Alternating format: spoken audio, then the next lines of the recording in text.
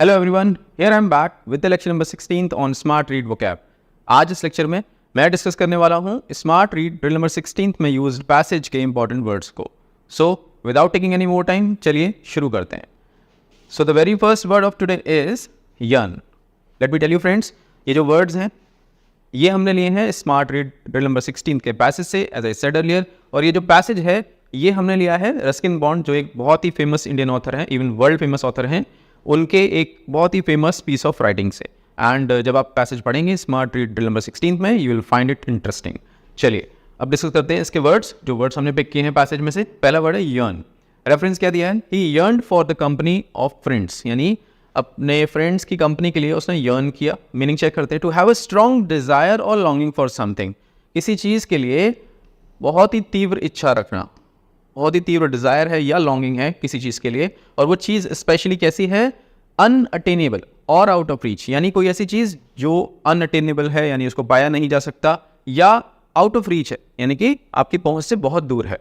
छोटा बच्चा लॉन्ग करता है जब मदर ऐसे ही मन बहलाने के लिए चांद दिखाती हैं, चंदा मामा दिखाती हैं, सब लोग बोलते हैं चंदा मामा है, तो बच्चा कोशिश करता है कि उसको आप नीचे ले आएँ या उसके पास बच्चा चला जाए या उसको नीचे ले आए. सो ये कैसी इच्छा है, कैसी लॉन्गिंग है, कैसी यर्निंग है? अनअटेनेबल, जिसको पाया नहीं जा सकता. नॉर्मल कॉन्टेक्स्ट में भी कुछ चीज़ें ऐसी हो सकती हैं जो अनअटेनेबल हों और आप उनके लिए लॉन्गिंग रखते हो. फॉर एग्जाम्पल, अगर आपका क्रिकेट से कोई रिलेशन नहीं है, आप एक क्रिकेट प्लेयर नहीं है, आपके घर में कोई क्रिकेट प्लेयर नहीं है, एंड अगर आप एक यर्निंग रखते हैं कि विराट कोहली के साथ कभी एक डिनर करने का मौका मिले, ठीक, सो ये कैसी एक डिज़ायर हो गई आपकी? अनअटेनेबल. मतलब नॉर्मल कॉन्टेक्स्ट में आप कोई सेलिब्रिटी भी नहीं है या किसी सेलिब्रिटी से आपका कोई कनेक्शन भी नहीं है, still if you feel like having a dinner और having dinner with Virat Kohli और someone contemporary to his stature, so आपके लिए बोला जाएगा आप अनअटेनेबल डिज़ायर अपने मन में रखे हुए हैं. चलिए डिस्कस करते हैं इस वर्ड को डेप्थ में. Ramesh yearns to visit his ancestral village in Kerala where he hasn't been since childhood. Ramesh की एक बहुत तीव्र इच्छा है कि वो अपने गांव वापस जा सके.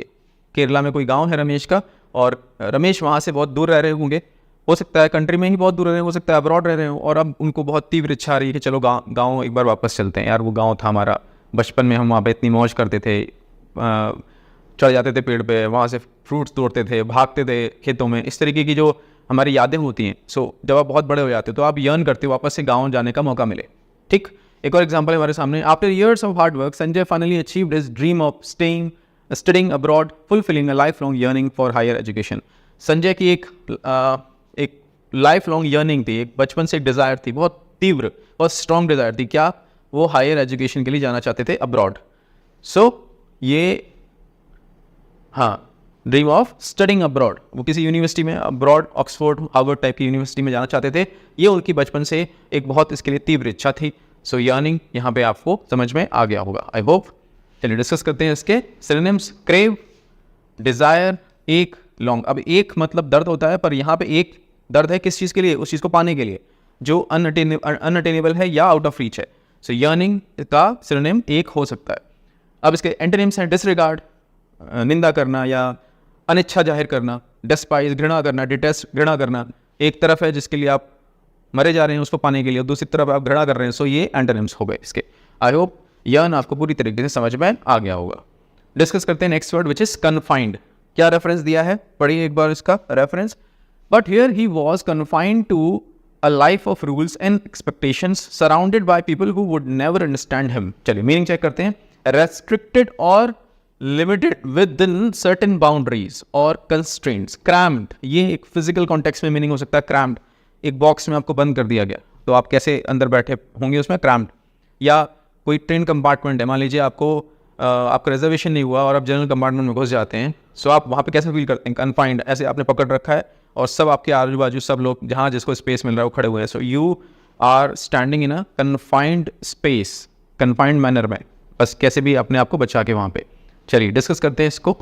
यस, जैसा मैंने अभी आपको बोला भी था, एक बॉक्स है उसमें किसी व्यक्ति को आप बैठा दें. सो कन्फाइंड स्पेस में ये व्यक्ति बैठे हुए हैं. एक और एग्जांपल है हमारे सामने. कुछ जगह ऐसी होती हैं जहाँ पे इस तरह की चीज़ें आप देखेंगे. Danger, confined space, entry by permit only. Generally जो पाइपलाइंस होती हैं या तो पानी की या गैस की या सीवर की, उसमें जब भी लोग जाते हैं नीचे मरम्मत करने या उनको कंस्ट्रक्ट करने, कुछ भी काम हो रहा हो, तो ये जो स्पेस है ये कैसे स्पेस है? कन्फाइंड स्पेस है। नीचे जाके उनको जहाँ पे ऑक्सीजन भी नहीं है, जहाँ लाइट नहीं है प्रॉपर, वहाँ पे कन्फाइंड स्पेस में उनको काम करना है। So it's kind of danger, तो यहाँ पे मेंशन्ड है। सो आई होप कन्फाइंड आपको समझ में आ गया होगा। लिमिटेड, कॉम्पैक्ट, कंस्ट्रेंड जहाँ रोका जाए, रेस्ट्रिक्टेड जहाँ रोका जाए, और इसके ऑपोजिट्स हो गए फ्री, अनरेस्ट्रिक्टेड और लिबरेटेड जहाँ पे आज़ादी है पूरी। सो ये इसके एंटोनिम्स हो गए। आई होप आपको कन्फाइंड पूरी तरीके से समझ में आ गया होगा। Next word is camaraderie. Camaraderie का एक जो रेफरेंस पहले पढ़ लेते हैं, मैं मीनिंग बताने वाला था, पहले रेफरेंस पढ़ लेते हैं। For the laughter and camaraderie, meaning क्या लिखा है? अ क्लोज फ्रेंडशिप और bond between people who share common interest और एक्सपीरियंसेस। क्लोज फ्रेंडशिप और bond between people who share common interest और एक्सपीरियंस, एक जैसे लोग जिनका कॉमन इंटरेस्ट हो या कॉमन एक्सपीरियंसेस हो, जब मिल जाते हैं तो उनमें आपस में क्या होता है? कैमारेडरी। कैमारेडरी यानी सौहार्द, मेल मिलाप, भाईचारा। जब वो मिलते हैं तो एक अलग ही एनर्जी वहाँ पे आप पाते हैं, एक ही तरीके के लोग, तो उनके बीच में क्या होता है? कैमारेडरी। अब ये देखिए, ये कोई टीम है, आई बिलीव फुटबॉल टीम है कोई, और जब कोई गोल कर लिया उन्होंने, तो जितने भी प्लेयर्स हैं, जितने भी टीम मेंबर्स हैं, सब जिन्होंने गोल किया होगा, आई होप आई बिलीव इन्होंने ही किया होगा, सब एक साथ मिलकर खुशी मना रहे हैं। सो ये क्या है? यहाँ पे क्या शो कर रहे हैं? कैमारेडरी। अब ये वर्ड आया कहाँ से कैमारेडरी? कल हमने डिस्कस किया था गांधी जी के कॉन्टेक्स्ट में, जो हमने स्मार्ट रीडर नंबर 15 के वर्ड्स डिस्कस किए थे। वहाँ पे जब मैं एक कॉन्टेक्स्ट, जो एक रेफरेंस पढ़ रहा था, उसमें वर्ड आया था कॉमरेड। सो वहीं से कैमारेडरी। कॉमरेड बेसिकली बोला जाता है कंपेनियन को, यानी साथी।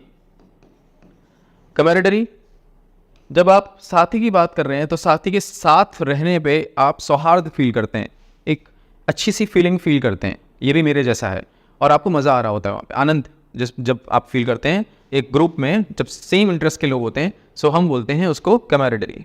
चलिए, ये एक बहुत फेमस मूवी है, ज़िंदगी मिलेगी ना दोबारा। उसमें 3 फ्रेंड्स की स्टोरी थी, ट्रैवल करने के शौकीन, तीनों के एक जैसे इंटरेस्ट। जहाँ पे इंटरेस्ट नहीं भी होते थे किसी 2 के या किसी एक का, तो वो भी ट्राई करता था कि वो बाकी दोनों के इंटरेस्ट से मैच करे अपने आप को, और फिर वो फील करते थे ये जो अंदर एक फीलिंग होती है, आनंद जिसको बोलते हैं ना, हैप्पीनेस। सो कैमारेडरी आप देख रहे हैं सबके चेहरों पे, फ्रेंड्स एक साथ जिनको एक ही तरीके के इंटरेस्ट हों, एक ही तरीके के एक्सपीरियंसेस शेयर कर रहे हैं, कैमारेडरी। आई होप कैमारेडरी आपको क्लियर हो गया होगा। चलिए डिस्कस करते हैं इसके सिनोनिम्स। फेलोशिप, क्या कंपेनियनशिप, अभी हमने डिस्कस किया कंपेनियंस को। फ्रेंडशिप, सॉलिडरिटी, सॉलिडरिटी यानी कि एकजुटता, सॉलिडरिटी, यस। अब इसके हैं एंटोनिम्स। एस्ट्रेंजमेंट यानी अलग हो गए आप, बिल्कुल अलग, आप अलग मैं अलग, एस्ट्रेंजमेंट। एनिमोसिटी, हमारे बीच में क्या है? कड़वाहट है। फ्रेंडशिप थी उधर, इधर क्या है? कड़वाहट।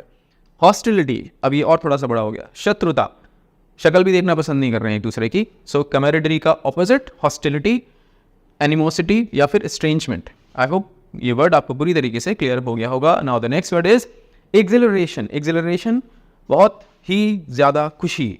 चलिए रेफरेंस डिस्कस करते हैं। फीलिंग ऑफ एक्सिलरेशन, कुछ समझ में नहीं आ रहा, मीनिंग चेक करते हैं। A feeling of intense excitement, happiness और एलेशन, बहुत ज़्यादा खुशी हो, टॉप कर गए आप अपना exam, CLAT exam, rank number 1। हाँ, क्या होगा? एकदम से रिजल्ट देखा और या तो आप एकदम बैठ जाएंगे, समझ नहीं आएगा, फिर एकदम से चिल्लाएंगे खुशी से, पापा मम्मी भैया भाभी जो भी होंगे घर में मेंबर्स, या अपने बेस्ट फ्रेंड को आपने कॉल करके बताया, अरे यार क्लैट क्लियर हो गया, मतलब क्या ही कर देंगे आप एक बार इमेजिन करके देखिए, ठीक। सो जब आप ऐसा आपके सामने कोई रिजल्ट आता है, जब आप या फिर कोई ऐसी चीज़ आपके सामने आती है जिसकी आपको यर्निंग थी, सो आप क्या फील करेंगे उसको पाके? You will feel accelerated. आप क्या फील करेंगे? एक्सिलरेशन उस टाइम पे। सो इंटेंस एक्साइटमेंट, हैप्पीनेस और एलेशन। एक और रेफरेंस है, आपने अगर आप क्रिकेट के शौकीन हो, जब विराट कोहली को आपने देखा होगा, जब वो कैप्टन नहीं भी होते हैं तब भी जब कोई विकेट गिरता है तो उसके बाद, या वो कोई बहुत अच्छा कैच ले लेते हैं या कोई भी अच्छा कैच ले लेता है, उसके बाद जो एक्सप्रेशंस होते हैं विराट कोहली के, पंचेस मारना, उछलना, मुंह से कुछ भी निकाल देना, तो सामने वाले को बिल्कुल एकदम यार पता नहीं ऐसे ही क्या हो गया, एक विकेट ही तो आउट हुआ है विराट कोहली, तो ऐसे लगता है कि जैसे उन्होंने मतलब सब कुछ पा लिया हो। सो एक्सिलरेशन, विराट कोहली कैसे होते हैं उस समय? Elated, yes. देखिए इसको डिस्कस करते हैं। ये कुछ ऐसे एक्सप्रेशन, ये तो थोड़ी तब भी कम है, विराट कोहली के एक्सप्रेशन अलग ही लेवल के होते हैं, पंचेस मारना हवा में। सो एक्सिलरेशन और विराट कोहली क्या होते हैं, एक्सिलरेटेड। हाँ, आई होप आपको वर्ड समझ में आ गया होगा। चलिए डिस्कस करते हैं इसके सिनोनिम्स। एलेशन, एक्साइटमेंट, थ्रिल या जॉय। एंड एंटोनिम्स की बात करें तो डिसअपॉइंटमेंट, निराशा हुई, बोर्डम, मतलब कुछ मज़ा नहीं आ रहा। मेलैंकोली, अवसाद, बिल्कुल ही डाउन एंड आउट, मेलैंकोली। सो ये इसके एंटोनिम्स हो गए। यस, नेक्स्ट वर्ड और next I should say phrasal verb is embark on। embark on का रेफरेंस पढ़ते हैं पहले। क्या लिखा है, he would embark on a journey, यानी वो एक जर्नी पे embark on करेगा। to begin or start something new, यानी वो एक नई जर्नी शुरू करेगा। to begin or start something new, especially a journey, adventure और project, किसी नए प्रोजेक्ट पे काम करना, किसी नई जर्नी पे जाना या एडवेंचर पे जाना, embark on, उसके लिए हमारे पास एक बहुत ही अच्छी फ्रेजल वर्ब है जो अक्सर यूज होती है। चलिए देखते हैं इसको इमेज से। इमेज में क्या हो रहा है, कोई ट्रैवलर हैं, वॉन्डरर हैं, एक नई जर्नी पे बस निकलने वाली हैं, शुरुआत कर रही हैं यहाँ से। सो ये क्या कर रही हैं, she is going to embark on, या हमें बोलना चाहिए she is basically embarking on a new journey of her travel. So I hope embark on आपको क्लियर हो गया होगा। अब इसके डिस्कस करते हैं सिनोनिम्स। कमेंस, शुरू करना, स्टार्ट, इनिशिएट, अंडरटेक, अंडरटेक बीड़ा उठाना, कोई चीज़ नई शुरू करने के लिए। एंड एंटोनिम्स की बात करें तो कंक्लूड, खत्म करना, फिनिश करना, कंप्लीट करना, ये इसके एंटोनिम्स हो गए। आई होप embark on भी पूरी तरीके से आपको क्लियर हो गया होगा। And I believe this was the last word. Yes, so guys once again क्या करना है आपको जाना है स्मार्ट रीड ड्रिल नंबर 16 पे। अटेम्प्ट करनी है पूरी exercise, complete exercise, vocabulary flash cards, vocabulary quiz, passage reading, then question solving based on that passage. और जब आपके सामने रिजल्ट स्क्रीन आती है तो आपको पिक करना है उसमें से आपका आरसी स्पीड और आपका आरसी लेवल, और आपको ये दोनों मेंशन कर देने हैं कमेंट सेक्शन में as a comment, so that I can check your performance, I can assess your performance, and after that I will be able to help you accordingly for your reading comprehension skill enhancement.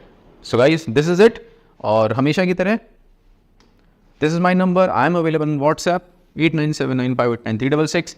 CLAT को लेके या किसी और exam, law exam को लेके आपको कोई भी इशू आ रहा हो, if you are facing any issues और if you have any concern, please feel free to reach out to me, I am available for your help. So this is it, जल्दी मिलता हूँ नए लेक्चर के साथ, नए वर्ड्स के साथ।